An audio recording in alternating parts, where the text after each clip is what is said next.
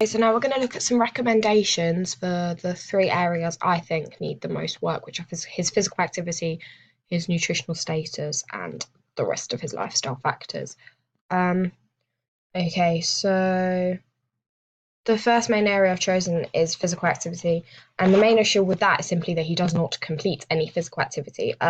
First recommendation I'm going to give Dave is to make a timetable of his entire week so he can see where he has gaps for time to complete physical activity. Then put in 2 regular 1 to 2 hour slots to do exercise. That will allow warm up, cool down, or travel for wherever he needs to get. And gradually increase it to 3 to 4 once he has more baseline level of fitness. This will allow him not to feel stressed or pressured about finding the time, as it will be set, and therefore he can prepare as much as he needs to before he completes the activity. The next recommendation I'm going to give Dave to improve his physical activity is to look for a local and preferably casual five-a-side team to join for his age group. This will not only allow him to partake in physical activity, but it will also be in a more relaxed environment and will allow him to socialise at the same time. I recommend he does this a few weeks into the start of his program so that he has some fitness before committing to a team environment. And finally, the last recommendation is in 2 parts. The first is to join a local gym so that if it's cold, raining, he can still complete the physical activity. There aren't any excuses there. It will also allow him to do essential strengthening exercise. He needs to do strengthening to improve his back problem, but also just general strengthening because he'll probably find more injuries or areas of weakness once he starts doing more exercise. It will just in general make him stronger. And the second part is to invest in a few personal training sessions. I'd say that he only really needs to do this if he feels he doesn't know where to start, as they can be a good starting point for some people, or if he needs some extra motivation, as it is someone there one-to-one just focusing on you. But obviously they can be quite expensive and they don't always benefit everyone. Some people find them awkward or uncomfortable and don't try their hardest. So that's only a last resort, really. So the second main area I've chosen to give recommendations for is his nutritional status.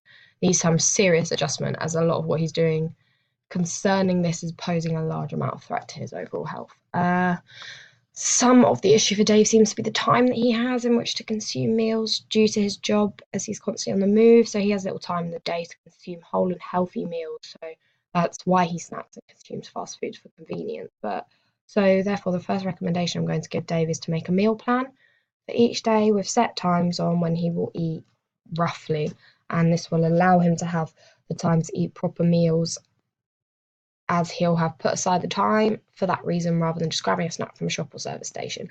Dave feels he needs help with this. He can seek the help of a gym instructor or personal trainer, or in a more extreme case, a dietitian or a nutritionist if he feels that's necessary. The second recommendation links closely with the first, and it's for Dave to meal prep. So in the evening, day before, or when he gets in from work or on the weekends, he can prepare all of his meals for that day or next few days. One, this ensures convenience. He's not got to worry about what he's going to eat each day as it's there, but it also means he should be eating more healthily, as he can ensure the meals are balanced, and as well he will have that food ready and prepared. He won't feel the need to go and buy something unhealthy. A lot of the time when people eat badly, it does come down to convenience or the amount of effort the person wants to put into their diet. Final recommendation isn't about his all-round diet, but about his alcohol consumption. As he consumes over the recommended amount, it's like that Dave drinks on most nights of the week. He needs to stop this and ensure that he has some alcohol-free nights in the week, and when he does drink, ensure he's not drinking excessively and preferably stick to lower alcohol drinks such as beer and not spirits. Dave can fit this into his meal plan and of when he's allowed an alcoholic drink, and therefore it will fit into his routine, eventually become a normality. If Dave does this, it will improve his stress levels, quality of sleep, but also just make his general functioning a lot more effective. Okay, so the third and final main area to look at recommendations for is some of his lifestyle factors other than his physical health and diet. The first recommendation is to help him reduce and eventually quit smoking. Now, the obvious thing is to just reduce the number he has a day, more and more, till eventually he's no longer dependent on cigarettes. However, when someone has an addiction, the simplest way of removing it is never the easiest for that person. So, although he should try and do the first step, it won't always work. There are other things Dave should do or look into, I guess. He doesn't necessarily have to do it. is the first is nicotine replacement, such as nicotine patches, stick on your arm, or nicotine gum. This will hopefully fulfill his craving for the nicotine, because that is what the addiction is from, without him inhaling the rest of the harmful chemicals. The other option is purchasing an e-cigarette. These are less harmful for you than cigarettes, but not 100%. They're not healthy. But the danger is with them, you end up addicted to that instead. So, and also with some people, they can actually make them want to smoke more.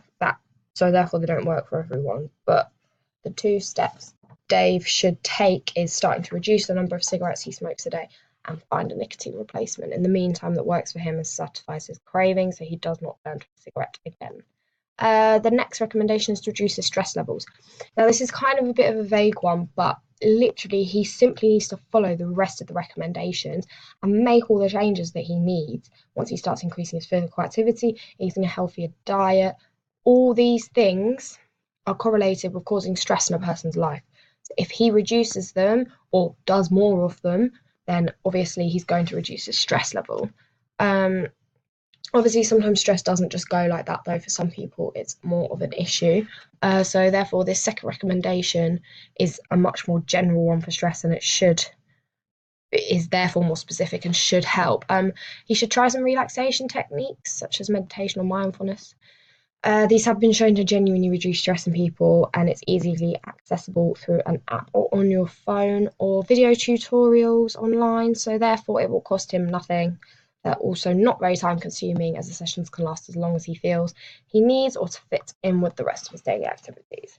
So Dave had a lot of problems in his medical history as well, but the reason I didn't choose that to give recommendations for is because most of his medical history are variables, and therefore if he changes all of these things or in the right way, then his medical history will improve, as they're all variables, as I said. So therefore it doesn't need specific recommendations for itself, but hopefully it should improve with the rest of these recommendations.